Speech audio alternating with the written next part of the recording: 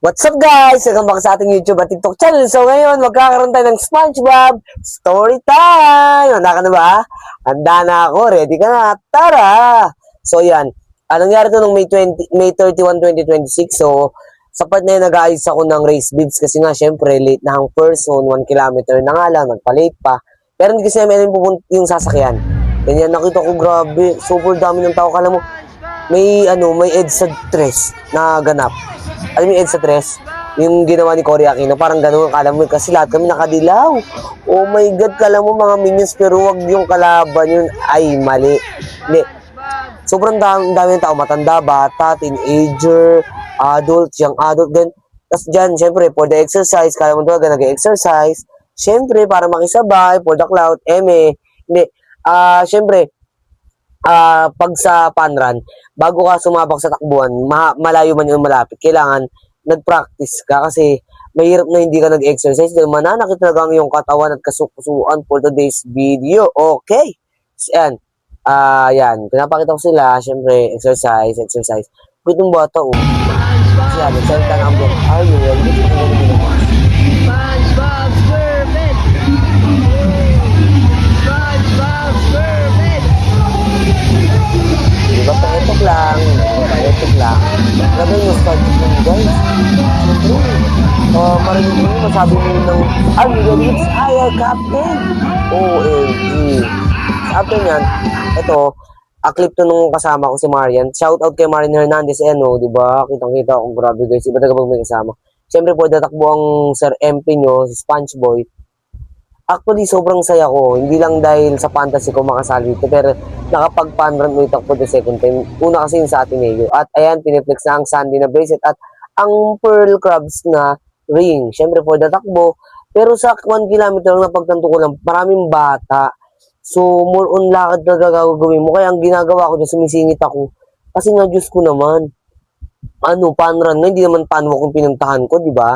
Hay nako. Kasi ayan, sa 1 km lang ako. Grabe Lenny, for the win. Ito ang pinaka-worst na part, guys. Dumaan kami dyan sa bubbles, kasi nga, under the sea ang team. Diyos ko naman, Day. Pagdaan namin dyan after niya na nilaw ang aking mga sapatos, Day. Basang-basa yung aking short, pati ang aking damit. OMG, tas welcome, runners. Siyempre, aesthetic lang, pakita lang nangyari yan, di ba? Ito ang nostalgic, pero ang hindi ko lang gusto dito sa organizer ng, sana man lang kayo yung nagsasabit sa leeg namin. Dahil ko nang hawak, nag-video nang ang at ako pa ang nagsabit sa Ateneo kasi. Sinabitan ako.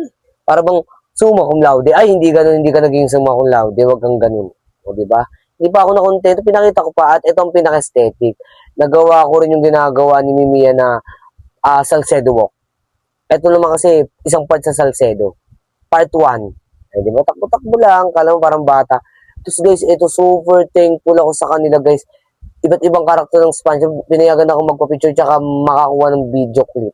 Di ba pa sa Isbog? Saan ka pa? Di sa SpongeBob panran ka na. Sponsored by Ranrio. No, not sponsored. Sila yung nag-organize pala.